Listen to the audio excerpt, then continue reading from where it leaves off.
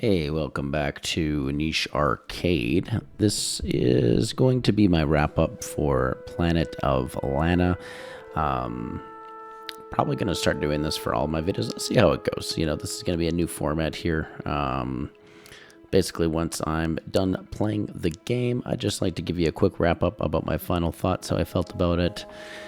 This is not scripted at all. I literally just finished playing the game, and now I'm just gonna tell you what I thought about it, basically. So do not think about this as a review. I'm not going to be scoring the game or anything like that at all. I'm just gonna very roughly just talk about my experiences, what I liked about it, what maybe I didn't like about it. Admittedly, for this game, there wasn't a heck of a lot that I didn't like about this game, so this is going to be pretty easy discussion to bring up here, honestly. But take it as you will. If you think maybe this is a game that you would be interested in and you just want to know a little bit more about it before you play it, you can use this as a source of information as well. So yeah, first off, I just so you understand how I experienced it. I did play this on PC on Xbox Game Pass, so didn't purchase it myself directly. That's how I play a lot of my games, especially indie games and stuff that are coming out. Game Pass going to always be a good option for that if you have that at your disposal. If not, I do believe this is on Steam as well. I believe those are the only platforms that it is on at the moment. So just a heads up on that. The developer here, Wishfully Studios, I guess, so just Wishfully. It's the developer, published by Thunderful Publishing. Don't know a heck of a lot about the studio or the developer or anything like that, other than I believe this is the first game that they've put out, which is awesome. You can watch the gameplay yourself. I'm not going to go too much into the mechanics or anything here. Almost a little bit Ico inspired. If you ever played Ico back in the day, you got an ally that comes along with you, who's the cute little kitty who you can see on the screen there. You kind of do some pretty easy, straightforward puzzles together. I do think the puzzles were pretty straightforward. I guess that's maybe one thing that I could have asked for.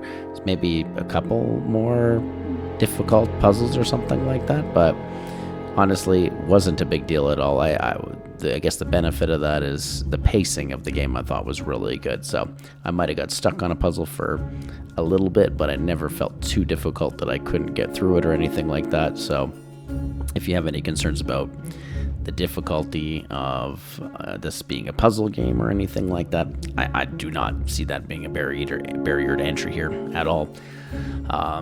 Puzzles are pretty straightforward, and if you get stuck, just use a walkthrough or watch a YouTube video like this one, something like that. I think that the experience of the game is more than worth it, even if you don't love puzzle games. So I would say that for sure, 100%. Do not let that turn you off of experiencing this game. Let's just talk about what this game does exceptionally well. So, number one, the art style is beautiful, almost like a painterly children's storybook kind of art style, pastel colorization. Just thought it's absolutely beautiful looking game. So that's number one. My favorite thing about this game, though, honestly, number one on my list of what I enjoyed about it was the music in the game. The music is unbelievable, and it's actually a little bit different from a lot of other indie games I've played, where I find with a lot of indie games, the music also sounds pretty indie produced as well. That's not a bad thing. That's often a good thing. It kind of usually matches the tone and quality of the game. Here, the music is so well composed, and I'm sure it was just one or two people or whatever who made the music. I don't know who the composer for the game was, but it is these full orchestral compositions. You can hear it playing right now in the background. So it really set the tone and the atmosphere of this game in a way that I was not expecting at all. I think that like really drove a lot of the artistic expression of the game and the experience for me. I'm a big music guy, so that's always going to be a big thing for me. If I enjoy the music in a game, that's going to be 50% of me enjoying a game in a lot of cases. So I'm a little biased there for sure. But yeah, the music in this soundtrack just absolutely blew my mind. It is much beyond a typical indie game in that regard. So I would say well worth it just to experience the artwork, the music. The gameplay, very, very simple. Like I said, platforming, puzzling, nothing groundbreaking there, but it moved at a good pace, and it was more just about the relationship that was built between you and your companion, the cat, throughout the game, or Mooey, as the main character called him. The story, pretty straightforward, easy to understand. I'm not very good at parsing out the lore or the different things going on. I'm sure there's some kind of, interpretation of the story here that you can watch that will do a lot better job than I can. I thought the story was good. It was compelling enough that I wanted to see what was going to happen. It kept me moving forward, and I wanted to see, what exactly was driving these robots to do what they were doing, capturing the people and all this kind of stuff. So definitely, I don't want to give too many spoilers away here, but there definitely is a deeper narrative going on here that I'm not going to entirely parse out here. I just thought it was an interesting, compelling enough story to drive me to want to continue the gameplay. And I said it in my last video, but for a game that has absolutely no dialogue at all, this game does an unbelievable job at telling its story through the world design and the environment itself.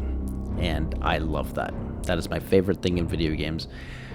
It's really only video games can do that in a way that other mediums cannot. Movies are not able to do that. Books cannot do that. Maybe comic books, something like that, can do that. A graphic novel, something like that. This kind of is that. This kind of almost is like a graphic novel. That being said, it's not violent or anything like that. There's no gore or anything. It's very, very family friendly. I think this would be totally appropriate for younger audience, probably 6 and up or something like that. I'm sure they'd probably be fine playing something like this. So might be a great game for your kid to check out as well. So yeah, generally I really don't have too many bad things to say about this. Some of the jumping and stuff at times was a little bit stiff, or you'd miss a platform because your jump wasn't quite long enough positioning. So that's part of the challenge. That I don't think that was a problem with the game in any way at all. I think that's just part of the design of the game, and it just okay, well, I'll just go back and try it again. And it had a really generous system of just kind of returning you right back to where you were. I never felt like I had to go back and redo sections that I had done previously, which would have gotten really frustrating, I think, in this game had they have done that. But no, it just saves your progress right up to where you are and then starts you off from there again. So that worked towards the game's benefit 100%. Pretty short game. We finished it in about just under 5 hours, I guess. The last episode was 5 episodes, so just under 5 hours we finished it off. And so very short commitment wise, if you're looking for a very tight, compact, meaningful experience, definitely 100% you want to check this out. And yeah, I mean, this is, again, I said it in my last video, but this is why I'm doing this channel. I really want to highlight games that have just a really strong vision behind what it is that they're trying to set out to do and set out to accomplish. And we are in an era now where indie developers are able to do more and more with the games they're making, and it's becoming more and more impressive. And I'm really passionate about this kind of stuff, and I want to just play through the games and let you see it and experience it as well. That's another thing I'll say too. If you don't want to play this game, I do think this is actually the perfect game to sit back and watch someone else play through as well. So if you're like, you know what, I don't want to commit the 4 or 5 hours to actually playing through it, I would just recommend pull up a YouTube channel like mine, for example, and watch the playthrough. And I think you would enjoy it, honestly, just as much as watching it, because it's just a really visually stimulating and appealing experience overall. So yeah, generally that's my thoughts on this game. Really enjoy it, highly recommend it, and if you don't want to play it, I say sit down and watch playthrough of it. I think this is a special type of game. We don't get one of these all the time, and I'm very, very privileged and happy to play it, and kudos to the developers. I will be curious to see what they do next. But thanks so much for watching. Again, this is Niche Arcade. If you like this kind of content, indie games, small budget games, games that maybe not everybody's talking about, give a like and subscribe, and I'll see you next time.